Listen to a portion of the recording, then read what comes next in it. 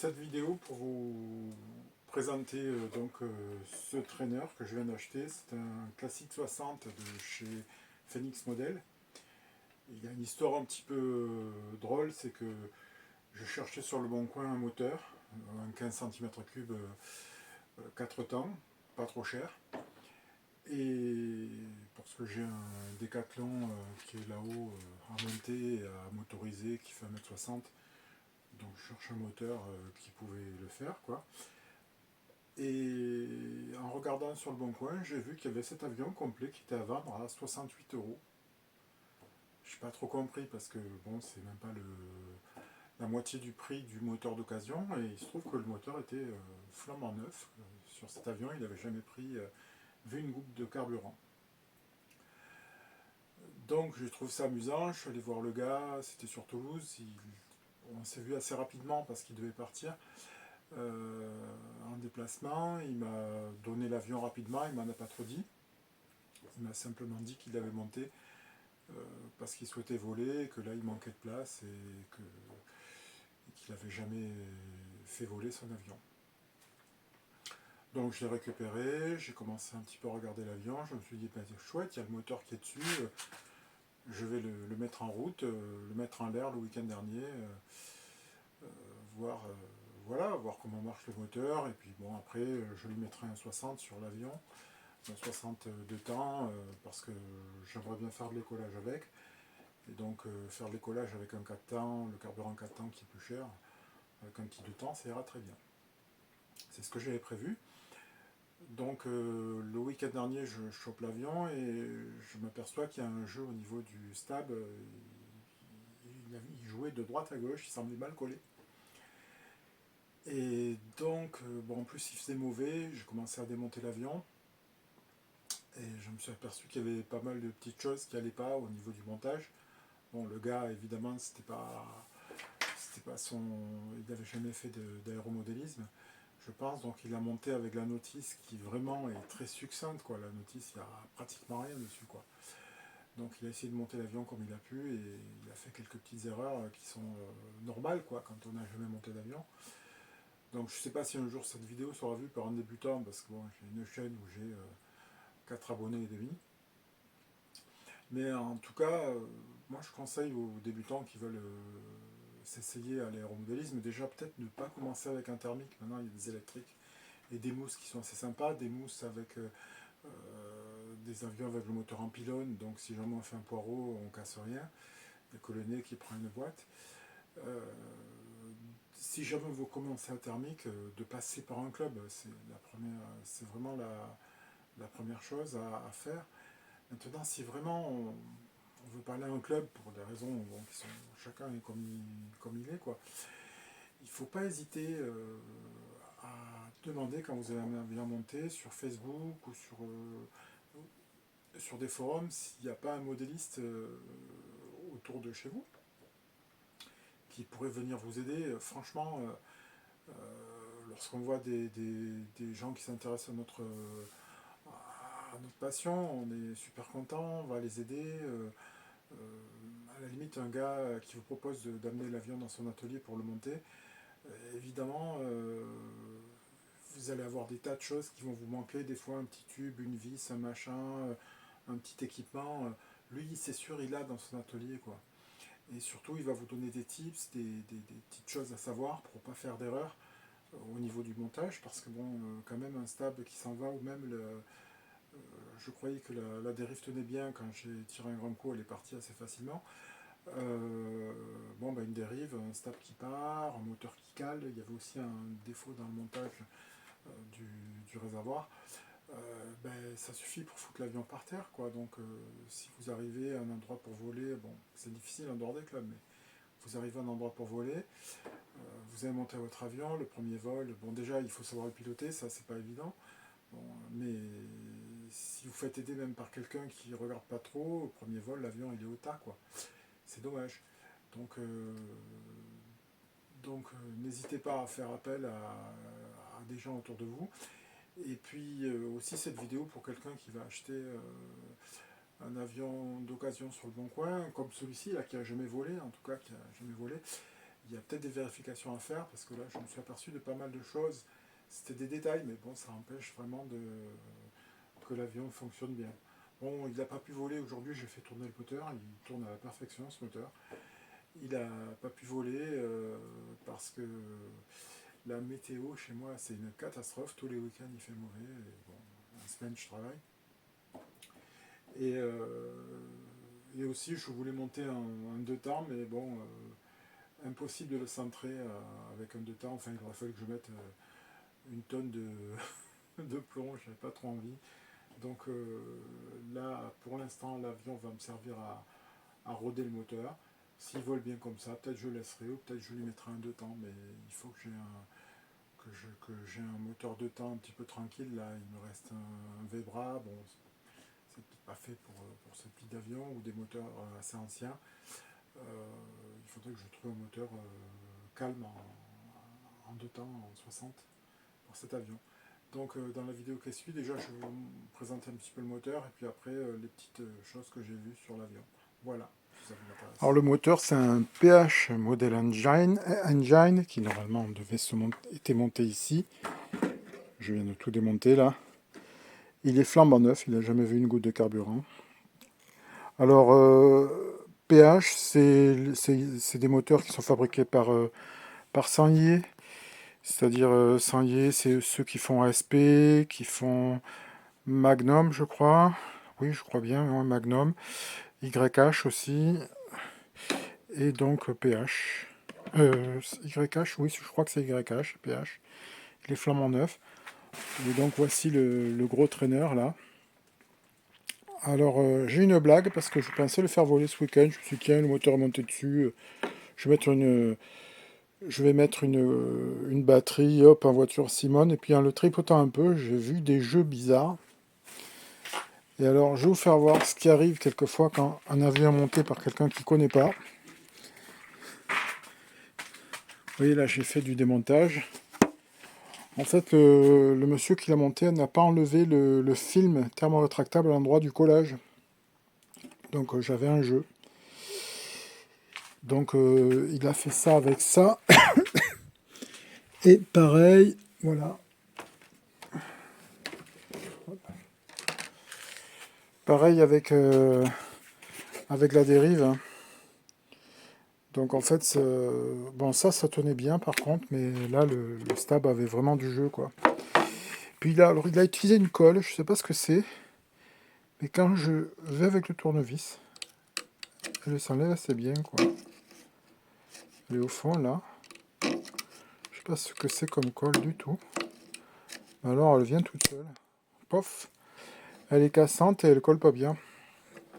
Je me demande si c'est pas de l'époxy 5 minutes. Pareil pour les charnières étaient collées avec, c'est des charnières en toile que normalement on colle à cyano, elles étaient collées je pense avec la même colle. Ce qui fait que c'était devenu cassant. Donc quand on tournait, clac, clac, clac, gauche-droite, au bout d'un moment la charnière cassée. Donc en fait, là je vais lui refaire une mise en croix à cet avion et bien sûr enlever ce qu'il faut et remettre des charnières. Mais ce qui m'inquiète énormément, c'est que je pense que l'aile, bon il fait quand même presque 1m80 les zinzins, l'aile a été collée de la même manière, je crois, et quand je la tords un peu, elle fait crac-crac aussi, alors je crois que je vais être obligé de l'enlever, de la démonter aussi, et pour enlever la clé d'aile, je pense que je vais m'amuser. Mais bon, c'est juste pour jouer, pour qu'ils connaissent un peu le vol, ce gros pépère, et pourquoi pas qu'ils fassent de l'écolage dans mon club. Comme on peut le voir là, j'ai découpé l'entoilage de façon à ce que le nez soit collé bois sur bois. J'ai découpé aussi en dessous en dessous de la partie avant de la dérive. J'ai laissé un petit peu quand même d'entoilage débordé de façon à ce qu'il soit collé par la colle et qu'il ne se décolle pas au niveau du nez là. Et j'ai découpé ici, ce qui fait qu'on aura bois sur bois. Normalement, ça devrait tenir. J'ai fait évidemment pareil sur le stab. Je dois recoller là un petit peu avec le fer. Bon, c'est du film autocollant, mais le recoller un petit peu parce qu'il a tendance à gondoler, hein. En fait, il était tendu au milieu là. J'ai eu aussi une difficulté, c'était à enlever les charnières. Les charnières, c'était des charnières je sais plus comment ça s'appelle. C'est voilà, qui était devenue cassante là. C'est une fibre, mais bon, la colle allait pas, elle devenait cassante. Donc pour enlever, j'ai utilisé une scie à métaux que j'avais cassée suite à une mauvaise utilisation. Donc j'ai mis les dents un petit peu en arrière et en la faisant en pointe, ça m'a permis de creuser le bois et les restants de charnières.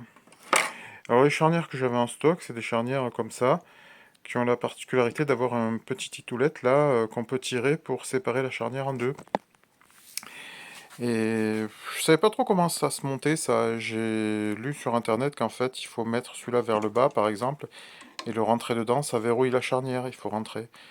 Mais l'intérêt c'était avec ces charnières, c'est de pouvoir faire une charnière démontable. Alors j'ai posé des questions sur Facebook de modélistes aguerris qui m'ont donné une idée, ça serait de mettre une corde à piano. Là j'ai fait l'essai ici.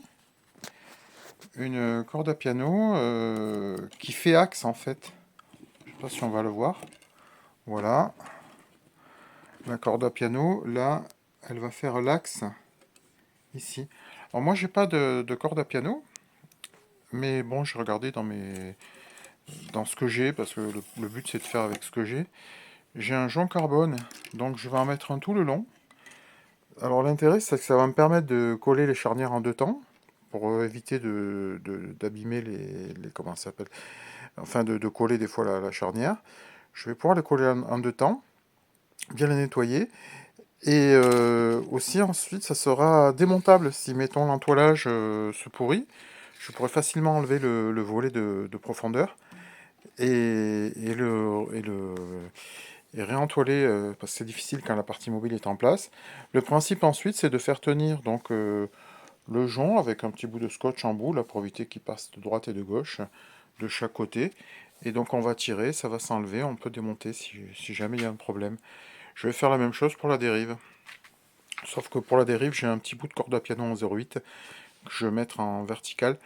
euh, Parce que bon, je préfère économiser le carbone pour l'indoor. Donc il n'y a plus qu'à faire le collage. Bon, le gros pépère, le classique 60 est en train d'avancer, donc le stap et la dérive sont collés. J'ai même mis les petits bouts de, de charnière, hein.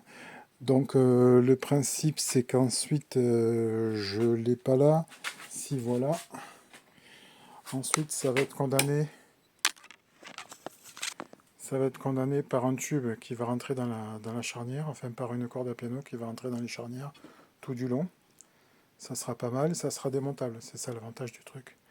Voilà, il ne me reste plus qu'à coller l'autre côté des charnières sur le stab et la dérive et ça sera terminé. Là on aura un stab qui tient vraiment bien et une dérive qui tient vraiment bien. Au niveau de l'aile, il y avait une déchirure ici, alors bon, j'ai juste mis un scotch que j'essaie de coller en tendant le plus possible. Voilà. Et bon, j'y mettrai peut-être un autocollant pour cacher la misère. Mais bon, sinon, il faudrait réentoiler une partie, enfin, refaire la déco. C'est un traîneur qui va servir qui va servir vraiment pour les collages. De l'autre côté, là, j'en ai profité. C'est un peu encombré mon atelier. J'en ai profité pour, on va le voir mieux ici. Il y avait un domino qui tenait la commande. Elle était d'ailleurs très longue, elle venait en arrière là. J'ai plutôt fait un Z. Ça prend moins de place et ça permet, ça ne bloque pas en fait quand le cerveau arrive en butée.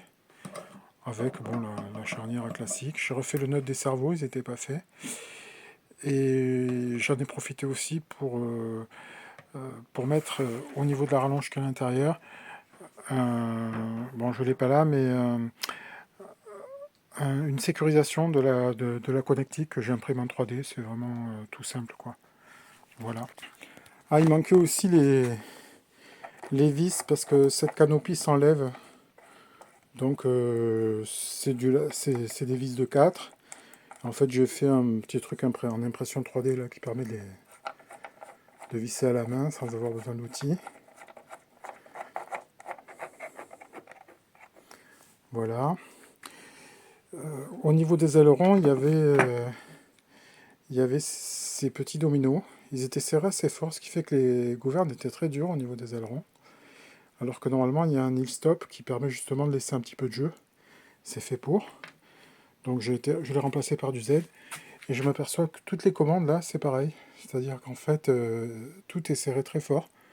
Ce qui fait qu'en fait, les commandes sont dures. Donc je vais couper toutes les tringles qui sont en surplus, qui dépassent, hein, bien sûr. Là, je vais sûrement faire un Z. Ça sert à rien d'avoir, surtout sur la profondeur, d'avoir un domino. Surtout que c'est réglable ici, là, de toute façon, en longueur. Donc je vais faire un Z ici. Ça, pour la dérive, je vais laisser les dominos et les gaz aussi. Et je vais en profiter aussi pour retourner les cylindres blocs là, parce qu'en fait, ils sont à l'envers. La partie, je ne sais pas si je vais arriver à le sortir. Hop, je galère. Voilà. Normalement, la partie qui a la petite collerette ici, elle est vers le bois, parce qu'en fait, ça évite que cette partie-là s'enfonce dans le bois et élimine l'effet cylindre bloc, parce que et donc la vis se met sur la partie dans ce sens-là, comme ça. Donc ça, je vais les changer aussi, de façon à ce qu'on ait l'effet cylindre bloc. Bon, c'est juste parce que ça m'agace, hein. Franchement, ça marche comme ça, mais j'ai envie que ça soit correct de ce côté-là. J'ai recollé le stab, là, il est vraiment solide, il n'a pas de jeu latéral. Alors, cette histoire de jeu latéral, c'est-à-dire du stab qui peut faire ça, sur certains avions, c'est compliqué parce que souvent la commande de profondeur est que sur un côté, ce qui fait que si jamais le stab a du jeu en latéral, eh ben, on ne pourra plus monter parce que quand on va pousser avec la force aérodynamique, le stab va se décaler vers l'avant, du côté de la commande, et l'avion il finit au tas. Sur celui-ci, il y a deux commandes avec une espèce de domino, ce qui fait que bon, ça aurait fait un problème un peu comme un aileron, si jamais ça avait bouché droite-gauche, mais je pense pas qu'il aurait pété. Enfin, qu'il serait tombé. En revanche, au niveau de la dérive, ça tenait vraiment pas. Et donc, effectivement, le risque, c'est que si jamais la dérive, tout le volet de dérive s'en va en vol, là, généralement, l'avion est au tas, hein. Donc ça, c'est fixé. J'ai mis donc une corde à piano complètement en travers, là, ce qui fait qu'en fait, bon, je sais pas si on va le voir. Voilà la petite corde à piano. En fait, elle traverse tout. Pareil ici aussi. Ce qui fait que si jamais je dois démonter les gouvernes, je n'ai pas tiré. Si l'entoilage s'en va, je pourrais le refaire facilement. Au niveau de l'installation radio, donc j'ai coupé, on ne voit pas très bien, je vais essayer de tourner au niveau de la lumière, voilà. J'ai coupé les trains qui avaient un petit peu en surplus. Ça, je l'ai laissé un petit peu en surplus parce qu'il est possible que je fasse une ligature, je vais voir. Parce que j'ai pas trop confiance au domino. Et j'ai mis ici un Z. J'ai bien sûr réglé tous les débattements mécaniques, c'est-à-dire qu'en fait, j'ai pris la notice, j'ai pris les débattements indiqués. Et au niveau de la radio, il n'y a pas de réduction de course parce que ce sont des cerveaux qui ne sont pas très puissants, mais même pour des cerveaux puissants, c'est dommage de mettre les débattements maximum au niveau mécanique et après de réduire à la radio parce qu'on réduit le nombre de pas du cerveau, donc il est moins précis. Et surtout, on divise le couple du cerveau. Là, on voit que je suis au deuxième trou. Si j'étais à la fin, le couple, donc sa puissance, en fait, était par effet de bras de levier, était divisé. Donc non seulement je n'avais pas toute la puissance, mais en plus j'avais moins de couple. Pareil au niveau de la dérive et de la roulette avant, j'ai joué sur les trous de façon à ce que, avec le réglage 100% de la radio et au neutre de la radio, euh, tout soit ok, qu'il n'y ait pas besoin de faire de réglage sur la radio. Il vaut mieux commencer par là.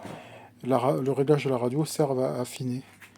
Ensuite, au niveau de l'installation radio, donc bon, ben là il y a les gaz. Il a fallu que je fasse une commande de gaz, il n'y en avait pas. J'ai fait un truc vraiment tout simple, hein. J'ai fait juste comment ça s'appelle, et ça marche. Il y a un petit délai, mais ça marche en fait. C'est juste un angle. Je voyais pas trop comment faire, et puis bon, la commande est souple, il n'y a pas de raison que ça marche pas, je l'ai fait sur d'autres. C'est impeccable. Donc le récepteur qui est ici, avec bien sûr les antennes à l'équerre, hein.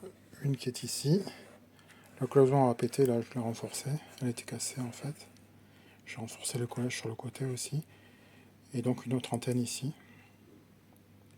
Une batterie Life qui est ici, là, en dessous, qui est une 1450, ça suffit amplement pour alimenter 5 cerveaux et un récepteur. J'ai dû placer aussi l'interrupteur qui est ici.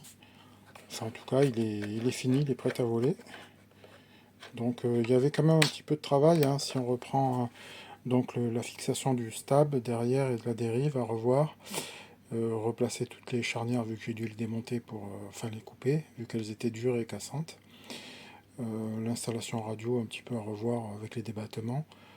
Et puis voilà, donc il est prêt à voler. Ah oui, j'ai changé aussi les boutons là, je trouvais qu'ils étaient moches. Ça nuisait à l'aérodynamique de l'engin, je les ai mis plat. Non, je déconne, hein, vu qu'il y a une physique de boîte à chaussures, le machin. Mais c'est un petit peu mieux pour démonter. Et surtout, c'est plus plat. Ce que j'avais mis, ça faisait comme des verrues là. Donc, je suis content de mon traîneur. On va voir s'il marche. Le but de cette vidéo, c'était un petit peu faire voir les reprises qu'il peut y avoir à faire sur un engin que vous achetez d'occasion qui n'a pas été forcément monté par quelqu'un qui avait l'habitude, hein, comme on dit, qui a monté quelques avions. Donc les erreurs avec les commandes beaucoup plus dures, trop serrées, les collages qui n'étaient pas effectués correctement, les neutres de cerveau qui n'étaient pas faits, bon il manquait la commande de gaz, et vérifier tous les serrages aussi, hein, parce que ce soit au niveau des roues, au niveau de la fixation moteur, heureusement que je l'ai enlevé, c'était pas serré en fait. Donc vérifier tous les serrages.